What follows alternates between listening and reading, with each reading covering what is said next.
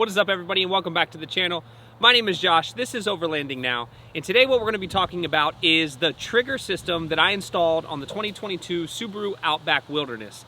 The trigger system is an auxiliary switch system that allows you to control all of your accessory lights, your compressor, your ARB fridge, anything that you want to hook up to it, it controls it remotely. So no hard wiring auxiliary switches. This was the best option that I could come up with for us. I hope this is helpful for you. Let's get started.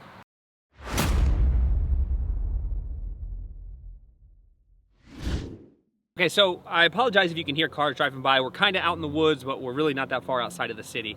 So the trigger system has four fuses. It has two 30 amp and two 10 amp fuses built into the trigger system. Now, what those fuses do is they stop any type of strange electrical current or any type of large electrical burst from destroying the lights or the refrigerator, the compressor, whatever you use the trigger system for.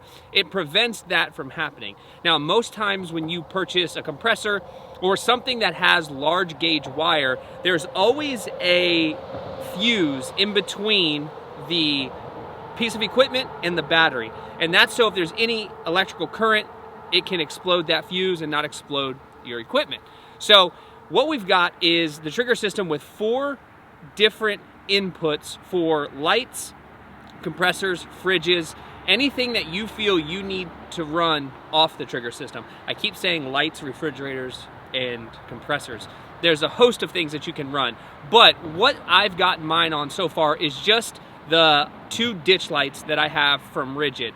Now, the trigger system controls all of your components remotely. So what you have is you have a red, a black, and a yellow wire coming off of the trigger system. Now, the red wire is obviously power, the black wire is obviously ground. The yellow wire is an accessory wire. So if you wanted to hook up that accessory wire to an accessory portion of your vehicle, you could. So then the trigger system only turns on when the vehicle is on or the accessories are on. Now for us, I want to be able to control the trigger system no matter what, whether the car's on or the car's off. So for me, I did not do any of that. I just connected it directly to the battery. The yellow and the red go both to the positive terminal. It's getting windy, I'm sorry. But both of those wires went to the positive terminal. So I always have power to my auxiliary switches. Now what you use to control those switches is pretty awesome. You have this, let me see, I don't know if you can see it very well. This is your remote, and I just pulled this out of my pocket. I can turn it on whenever I want. I don't know if you can see the lights are on, but I can control my system wherever I'm at. Let's say I'm at camp at night, I hear something. I've heard bears before that weren't really bears. Cottywapo Overland can tell you about that.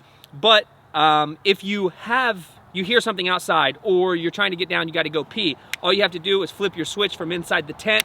You don't need any additional lights, and you can go down and do what you need to do. Now, if you are running a compressor, you flip your switch when you need your compressor, and you can turn it off. And you can always keep it in your pocket. I was thinking about like double-sided Velcro underneath the steering wheel inside the WIlderness. That's an option as well. But this allows you to control all of your components from wherever you are.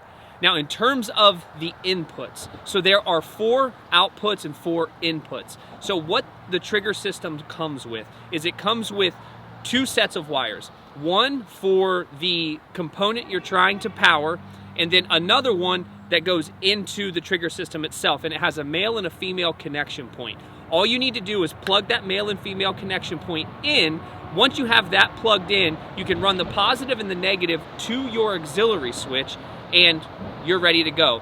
Obviously there's some additional wiring and some additional wire hiding that you're going to need to do, but for the most part, the trigger system allows you to seamlessly put in any piece of equipment that you want that requires power, and you should be pretty much good to go. Now, how you decide to mount the trigger system to the engine compartment is entirely up to you. What I chose to do based on watching somebody else's video is I used double-sided Velcro on the bottom of the trigger system to attach it to the top of my fuse box. The reason I use double-sided Velcro is because I can take it off if I need to remove it, but also I didn't want to drill through the top of my fuse box. I didn't think that that sounded like a kosher thing to do. So all I used was the 3M double-sided industrial grade Velcro. It's super strong, and I had to build 2 layers. So I put one down, then I added another layer, and then I stuck it to the fuse box, and it has held up just fine. It's not going anywhere. You can pull on it, move it, shake it, and it doesn't impact it whatsoever. But it gave me a good spot to keep the trigger system mounted to, so I could get to it easily if I needed to run any new wires or I needed to change anything with the way that I have everything set up. What I used for hiding the wires is KC Lights wire hider. It's something that I've used several times on my Jeeps, and it works absolutely great. And it allows me to keep the wires in the engine compartment out of the elements, but the rubber wire hider, it allows you to tuck your wires up in there, so it keeps it out of the heat, the elements, the rain, whatever you may be concerned about. And it's a super awesome option. It works with any vehicle. It's completely universal. So if you're looking for a way to hide wire that you want to make pretty and presentable, this is a great option and something that I would highly recommend. So after hooking up the positive, the yellow and the red, to the main terminal on the battery, the positive terminal, and then the negative to the negative terminal, all I had to do at that point was simply run the wires, plug everything in, and connect the male and female portion of the trigger system's adapters. Once I did that, everything worked absolutely flawlessly, and I've had zero issues with it whatsoever.